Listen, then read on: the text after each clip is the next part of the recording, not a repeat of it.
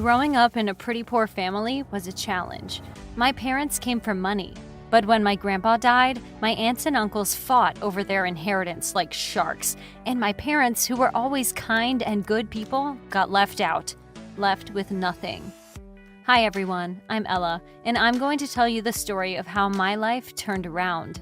Remember to post your unique title ideas in the comments below. Give a like to the ones you want to see animated. If your suggestion does well, we'll include you in our special Discord server. Alright, back to the story. Mom, why can't I study ballet like my cousins? Sweetheart, it's really expensive. I wish you could, but Tina said she and Kylie were going this summer. Why can they go and I can't? We don't have the money, sweetie. Ella, but why? My cousins have money. Why don't we? My parents never answered that, but as I grew up, I learned more about what happened after my grandpa died, and I grew to resent my aunts and uncles. Even my relationships with my cousins deteriorated. It didn't help that they were always flaunting their money whenever they got a chance. One time, my cousins made fun of me at a family gathering for wearing a 5-year-old dress. Didn't we see you wear this same old tired dress last year? And the year before! Poor Ella, always wearing hand-me-downs. And her mom had to work for it too. She begged me for my old clothes and I told her I'd only give you one if she worked as our maid for a week. And the poor woman, she really did it.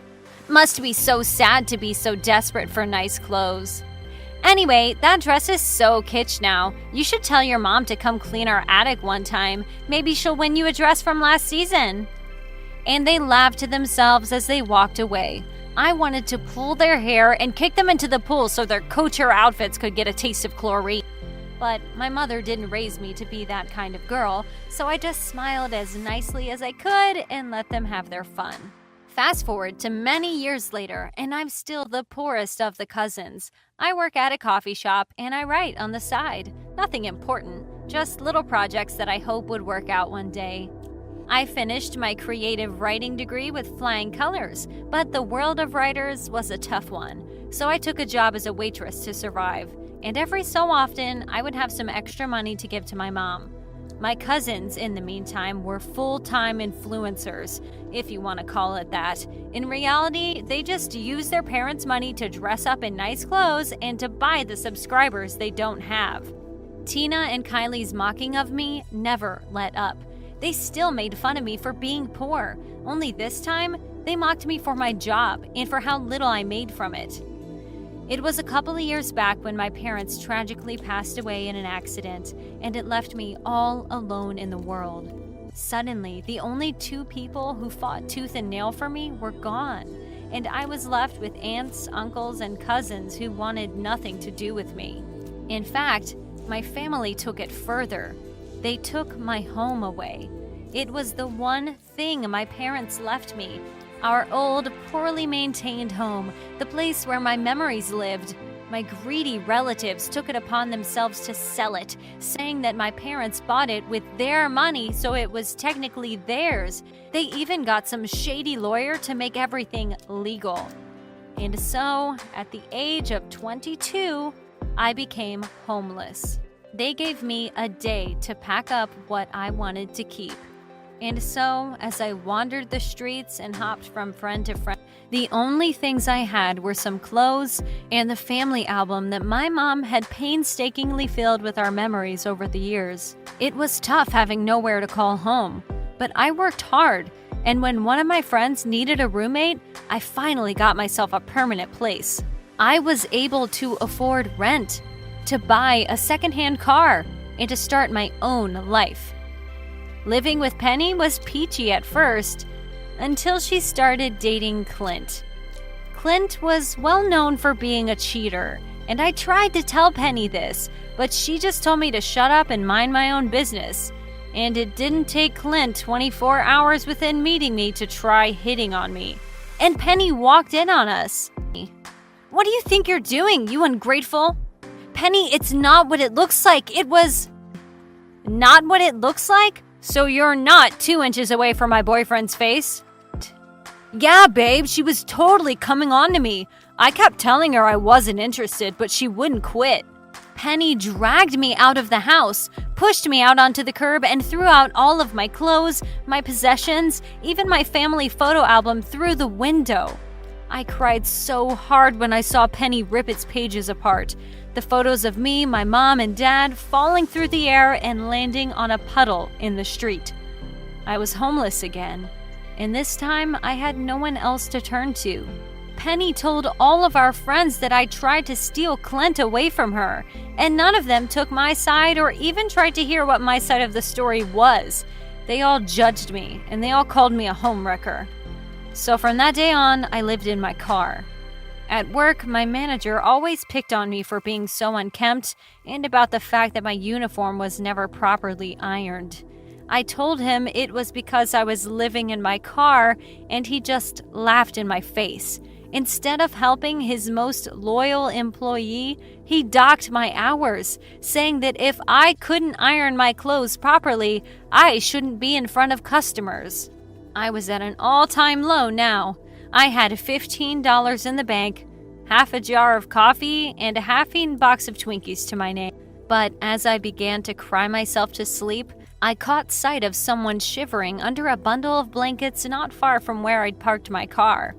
I may have nothing in the world, but the world was showing me that there were people who had even less. I got out of my car in a hurry and approached the shivering man. It broke my heart to see that he was so young, probably only a couple of years younger than me. What are you doing out here in the cold? Come, don't you have anywhere to go? No, I'm homeless. I guided him into my car and offered him a cup of coffee. It's not much, but it's better than being out there in the cold. I can turn up the heat if you like, and you can have one of my blankets. Do you want a Twinkie? Chris: Thank you. You're so kind. Do you live in your car? I told Chris my life story. It was probably the longest I've ever talked about it. I never even told my friends the whole story, but having a stranger to talk to, I somehow felt like I could be more open. Chris felt sorry for me. Imagine that. A guy who had even less than me pitied me. How awful my life must have sounded to him. I let Chris sleep in the back seat so he wouldn't freeze out in the cold. And in the morning, I was surprised and a little disappointed to see that he'd gone. He didn't even leave a note. But in my mind, I just wished he'd found somewhere to go. And I wish that he'd find a better fate than me. As I was preparing to leave for work a few days later, someone ran in front of my car and I almost bumped them. I jumped out to check if they were okay, but something about the guy seemed familiar. Are you okay? You gave me such a fright. I'm sorry, I left without saying goodbye. What? Wait, what? Chris, is that really you? Chris only needed to smile and it confirmed my suspicion. He looked well. He wore nice clothes, and behind him, coming out of a shiny sports car, was a guy who was filming him. What's this? Chris smiled and pointed at the camera. I don't know exactly how to tell you this, but I'm actually a YouTuber. And when you found me, I wasn't really homeless. I was filming a little documentary about how people in our town treat homeless people. And you were the only one who helped me. I begged people who shopped at the store, the suburban families, the rich old guys, nothing. Instead, it was someone who had nothing in the world who was willing to give me all she had. And I came here today to tell you that my audience has raised $50,000 and they want me to give it all to you. I was lost for words. I tried to process everything he told me, but all that came out of me were tears. Chris drove me to his home, gave me a bunch of new clothes he bought, and then he had his cameraman, Alvin, blindfold me. It was a short walk. When Alvin finally removed my blindfold, I saw a beautiful house in front of me. The guys led me in, and when I saw what was on the walls, I sobbed helplessly. The photos I had left of my family were all in frames adorning the living room. I never even noticed he took those.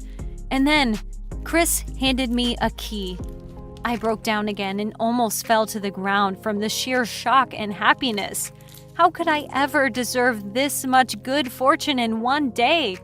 I had more money than I'd ever had in my life. I had clothes with no holes in them. And now, this man, this stranger, has given me a house, a home? I hugged him. I don't know what to say. Why me? I could never repay you. You already have. It's funny how life takes unexpected turns. Once, I was nobody. Now, I work for one of the most successful YouTubers as a writer. And he's my next-door neighbor. Once, my cousins made fun of me for being poor.